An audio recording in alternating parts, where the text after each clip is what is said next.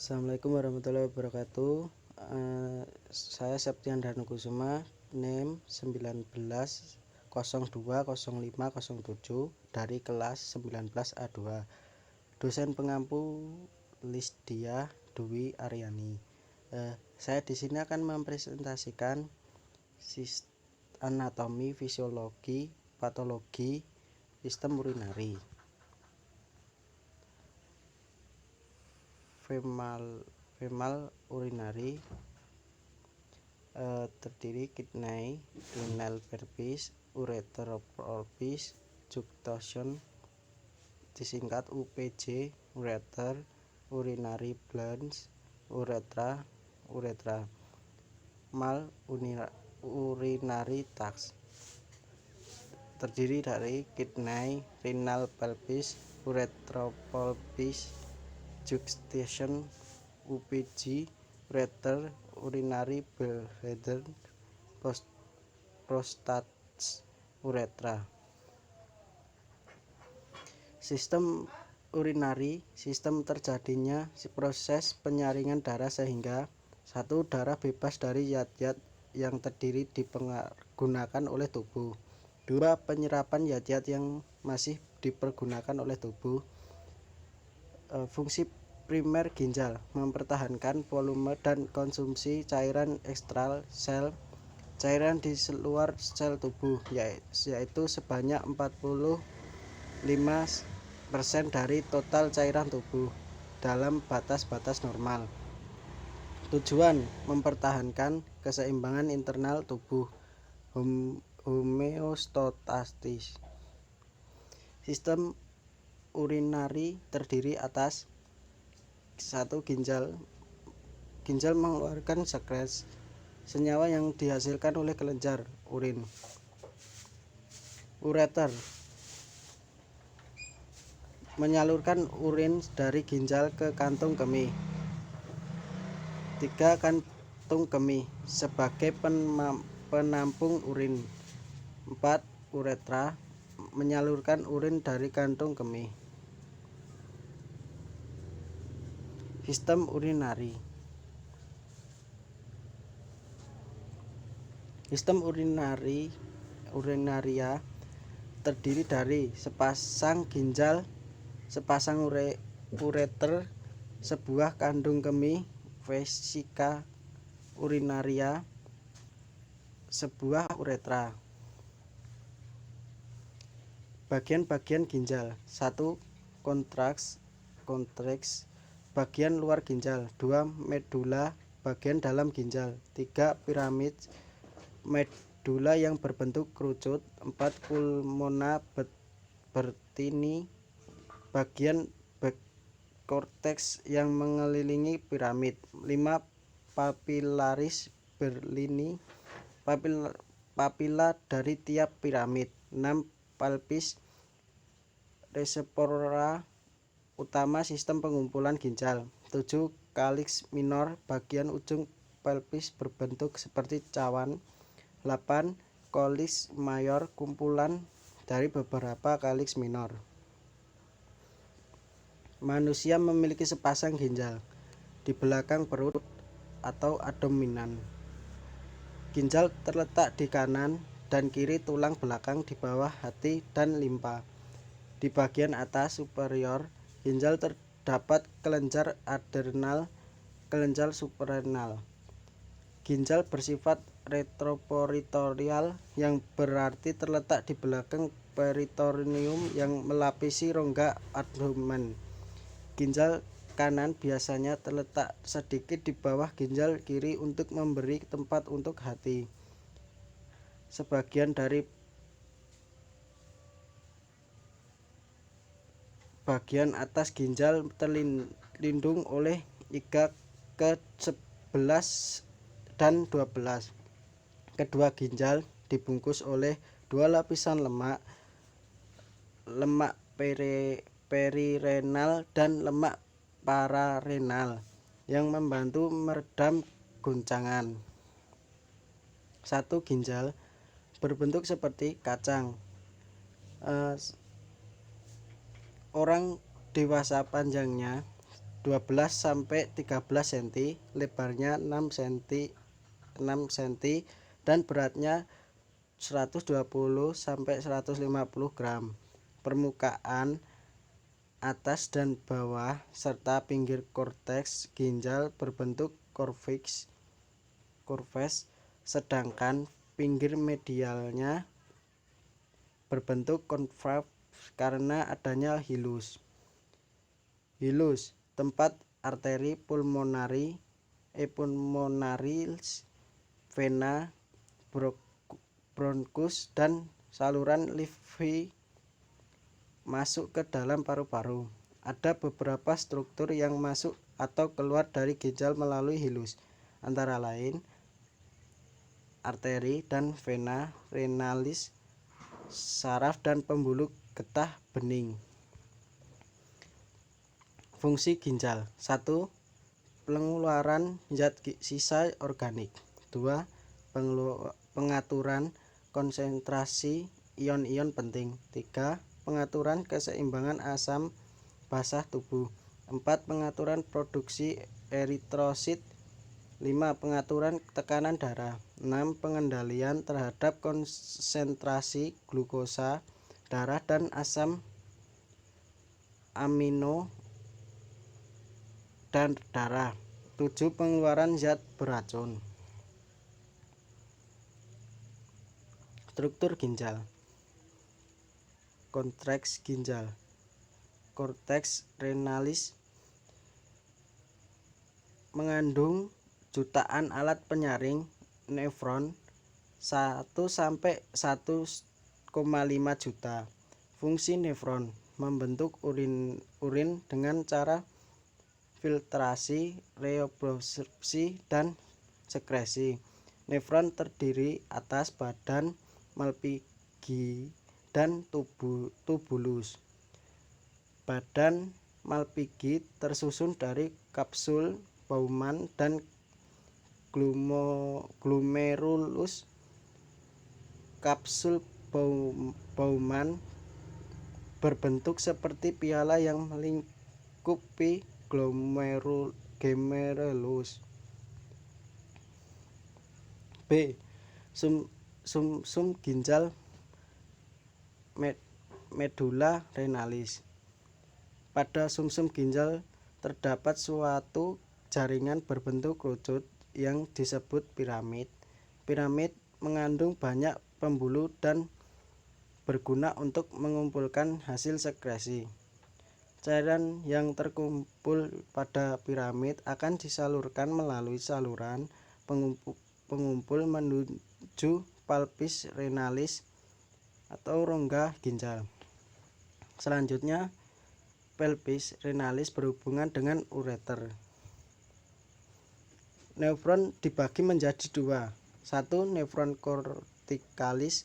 Nefron yang glomerulusnya terletak pada bagian luar dari korteks lengkung (hindlens), pendek dan tetap berada pada korteks.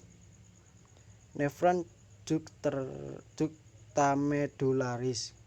Nefron yang glomerulnya terletak pada bagian dalam dari korteks dekat dengan korteks medula. Lengkung Hillens yang panjang dan turun jauh ke dalam zona dalam dari medula. Nefron terdiri dalam nefron, kapsul Bowman, glomerulus,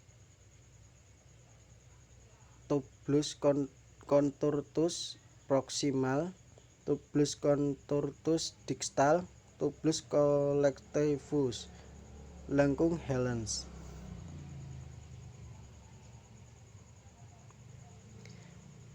Bagian-bagian nefron.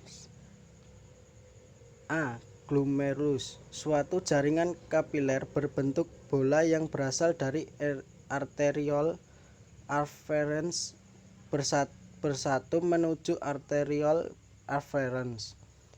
Berfungsi sebagai tempat filtrasi sebagai air dan zat yang terlarut dari darah. B. Kapsul Bowman. bagian dari tublus yang melingkupi glomerulus untuk mengumpulkan cairan yang difiltrasi oleh kapiler glomerulus. C. Tublus terbagi menjadi 3, yaitu 1. Tublus proksimal berfungsi mengadakan reabsorpsi bahan-bahan dari cairan tublus dan mensekresikan bahan-bahan ke dalam cairan tubuli. 2. Lengkung Henle membentuk lengkungan tajam berbentuk U, terdiri dari pars decumbens, yaitu bagian yang menurun terbenam dari kontraks ke medula, dan pars ascendens, yaitu bagian yang naik kembali ke korteks. Bagian bawah dari lengkung Henle mempunyai dinding yang sangat tipis sehingga disebut segmen tipis, sedangkan bagian atas yang lebih tebal disebut segmen tebal. 3. Tublus distal berfungsi dalam sekresi atau augmentasi zat-zat tertentu. 4. Ductus pengumpulan atau ductus collectivus menerima cairan dari nefron yang berlainan. Setiap ductus pengumpulan terbenam ke dalam medula untuk menggosongkan cairan isinya atau urin ke dalam pelvis ginjal.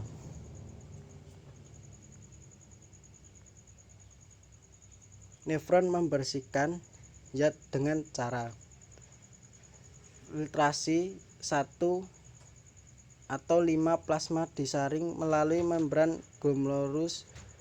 Cairan yang berbentuk masuk ke dalam tublus ginjal.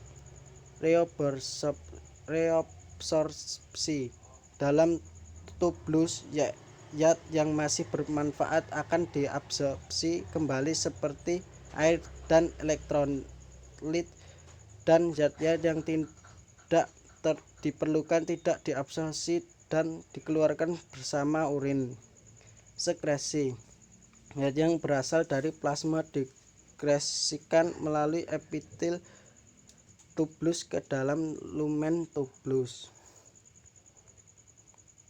1. Glomerulonefritis. Peradangan pada ginjal yang dimulai dari glomerulus ditandai dengan proteinuria dan hematuria, dapat berkembang menjadi gagal ginjal. 1. Glomerulonefritis akut terjadi ialah akibat infeksi kuman Streptococcus, timbul hematuria, edema, hipertensi, penurunan fungsi ginjal. Pengobatan istirahat, diet pembatas cairan dan gram, antibiotik, antihipertensi, antidiuretik bila perlu. 2. Glomerulonefritis kronis ditandai 1. Kerusakan ginjal, kelainan pada urinalis, tes pada sampel urin dengan penurunan lanjut filtrasi glomerulus. 2. Penurunan semua fisiologi ginjal secara bertahap, diikuti penimbunan sisa metabolisme protein dan gangguan keseimbangan cairan dan elektrolit. Sindrom nefrotik, suatu sindrom yang terjadi akibat berbagai penyakit yang menyaring ginjal dan menyebabkan 1. Proteinuria, protein di dalam air kemih menurut kadar albumin atau protein utama darah dalam darah. 3 penimbunan garam dan air yang berlebihan. 4 meningkatkannya kadar lemak dalam darah.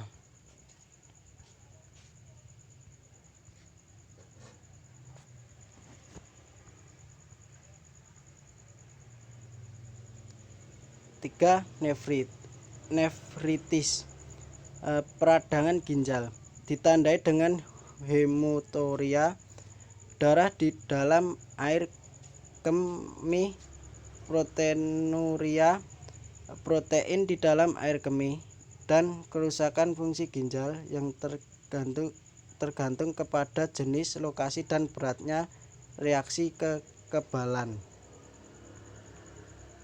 4. Gagal ginjal atau renal failure.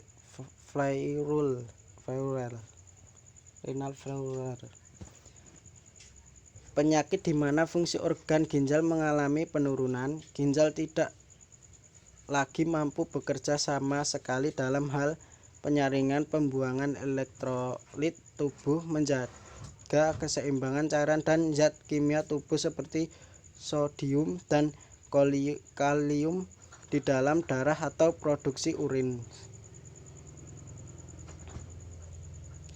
Penyebab hipertensi, diabetes, sumbatan saluran kencing, batu tumor, kanker, kista, glomerulonefritis, dan lain-lain.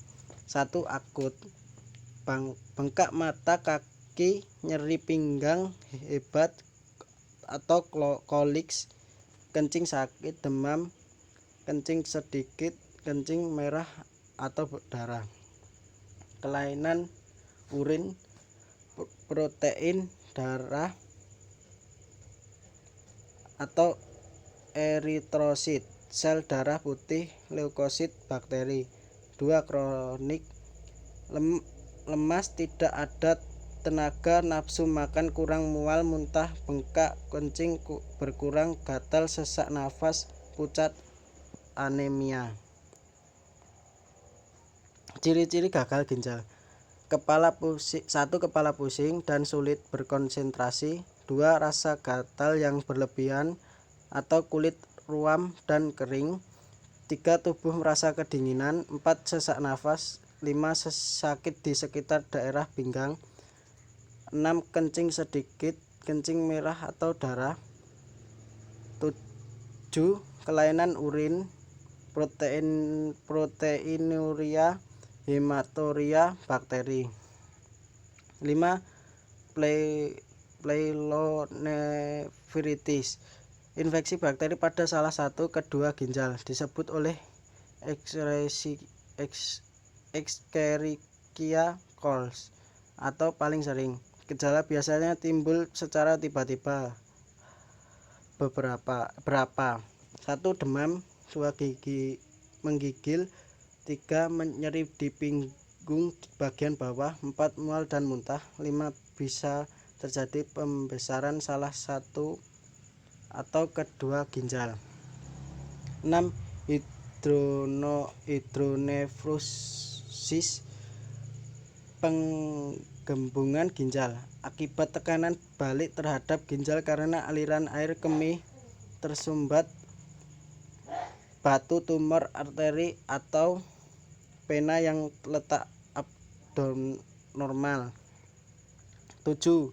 Batu ginjal, massa keras seperti batu yang terbentuk di sepanjang saluran kemih dan menyebabkan nyeri, perdarahan, penyumbatan aliran kemih atau infeksi. Batu ini bisa terbentuk di dalam ginjal, batu ginjal maupun di dalam kandung kemih. Batu kandung kemih, proses pembentukan batu ini disebut urolitasis atau litiasis renalis, nefrolitiasis. 8. Vesicoureteral reflux, aliran balik urin dari kandung kemih ke ureter. Karena kelemahan sambungan vesicoureteral dapat menyebabkan pembesaran ureter dan ginjal. 9. Cistitis radang kandung kemih disebut oleh A. Infeksi bakteri, B. Penggunaan alat semprot pembersih genitalia wanita, C. Penggunaan tabung kateter dalam jangka waktu lama. Sebagian komplikasi penyakit lain. 10. Ureteritis peradangan pada uretra atau saluran kencing. Penyebab bakteri E. coli. Beberapa penyakit menular seksual seperti chlamydia, gonore, dan juga cedera bahan kimia pada alat kontrasepsi.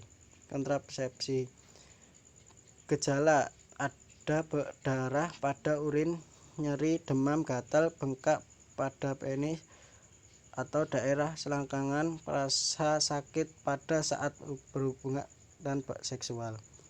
11. Struktur uretra penyempitan lumen atau saluran di dalam pembuluh uretra karena fibros terbentuk jaringan ikat pada dindingnya. Penyebab kelainan bawaan operasi infeksi. Sekian dari saya. Bila ada salah kata dalam membawakan presentasi pada kali ini, tolong dimaafkan. Wassalamualaikum warahmatullahi wabarakatuh.